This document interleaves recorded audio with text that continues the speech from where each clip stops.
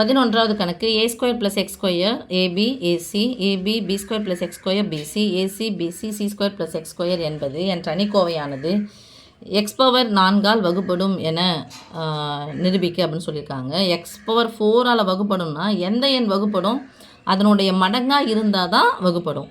அப்போது வரக்கூடிய ஆன்சர் வந்து இன்ட்டு எக்ஸ் பவர் 4னு வருதா அப்படின்னு சொல்லிட்டு தான் நம்ம பார்க்க போகிறோம். இப்போ இதை எடுக்கும்போது சாமி நம்ம இதை போட்டுட்டு இதை பெருக்கிடும் போது ரொம்ப பெருசாக போகிற மாதிரி இருக்கும். அதனால் என்ன பண்ணலாம், இந்த இரண்டு அணிகளின் அணிக்கோவையினுடைய கூட்டல் பலனாக எழுதலாம். அங்கே plus X square plus X square plus X square தான், வேறு எங்கேயுமே எக்ஸ் ஸ்கொயர் எதுவும் கிடையாது. அதனால் இந்த அணிக்கோவை நான் எப்படி எழுத போகிறேன் பாருங்கள்.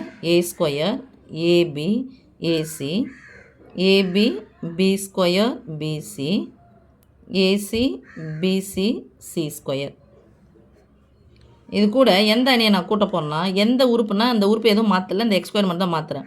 ஸோ ஏ ஸ்கொயர் ப்ளஸ் எக்ஸ் ஸ்கொயர் தான் வரணும். அப்போ எக்ஸ் ஸ்கொயரை நான் கூட்டிக்கிறேன். இது அப்படியே தான் இருக்குது, மாற்றம் இல்லை. மாற்றமே இல்லாமல் அப்படியே நம்பர் தான் வரும்னா எதை கூட்டணும், அது கூட 0வை கூட்டணும். இது 0, இங்கே B square plus X square இருக்குது, அதனால் இங்கே எக்ஸ் ஸ்கொயர். இது 0 0, இங்கே எக்ஸ் ஸ்கொயர். ரைட்மா? இப்போ அடுத்த ஸ்டெப்பு பாருங்கள். இந்த நிரல் அப்படியே பார்த்தீங்கன்னா இந்த நிரலில் ஏவை எடுத்துடலாமா, இந்த நிறையில் பி எடுக்கலாம், இந்த நிறையில் சி எடுக்கலாம். நீங்கள் நிரலே எடுத்தால் கூட இதில் ஏ எடுக்கலாம், பி எடுக்கலாம், சி எடுக்கலாம், பொதுவாக இருக்கிறது. ஆனால் என்ன பண்ணுறேன், take A comma B and C from எதுலேருந்து எடுக்க போகிறேன், நான் R1லேருந்து எடுத்துட்டா R1 R2 and R3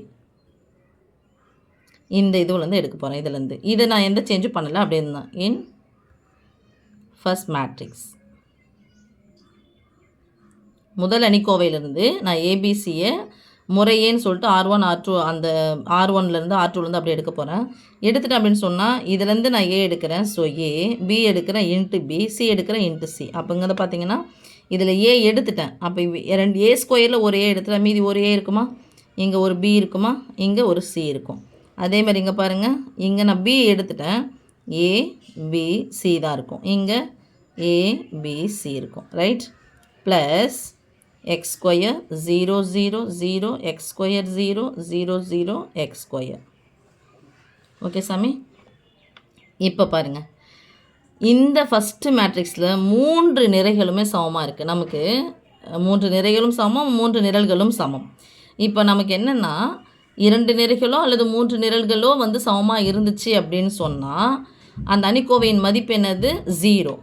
if C1 equal to C2 or R1 equal to R2 ஏதோ ஒன்று 2 நிரல்களோ அல்லது 2 நிறைகளோ சமமாக இருந்துச்சு அப்படின்னு சொன்னால் அந்த அணிக்கோவையின் மதிப்பு என்னது, 0. இங்கே 3 நிறைகளும் 3 நிரல்களுமே சமமாக இருக்குது. So that is equal to இது ஏபிசி இன்ட்டு இந்த அணிக்கோவையின் மதிப்பு ஃபுல்லாக என்ன ஆகிடும், 0 ஆகிடுமா.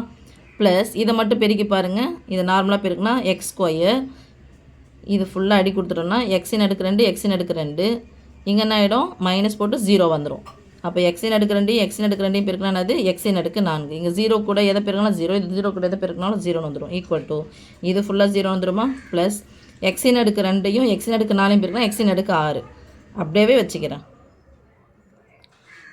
0 கூட எதை கூட்டினாலும் என்ன தான் கிடைக்கும், அதே தான் கிடைக்கும். ஸோ எக்ஸின் அடுக்கு 2 இன்ட்டு எக்ஸின் அடுக்கு 4 எதால் வகுப்படும் சொல்லி நிரூபிக்க சொன்னாங்க, எக்ஸின் அடுக்கு 4ஆல் வகுப்படும் என நிரூபிக்கணும்னு சொன்னாங்க. அதனுடைய மடங்காக வந்திருக்கா, மடங்குனது பெருக்கல். அப்போது எக்ஸின் அடுக்கு 4ஆக வந்ததுனால இது வந்து எதால் வகுப்படும், so delta is divided by யாரால் வகுப்படும், x power 4. Okay, hence proved.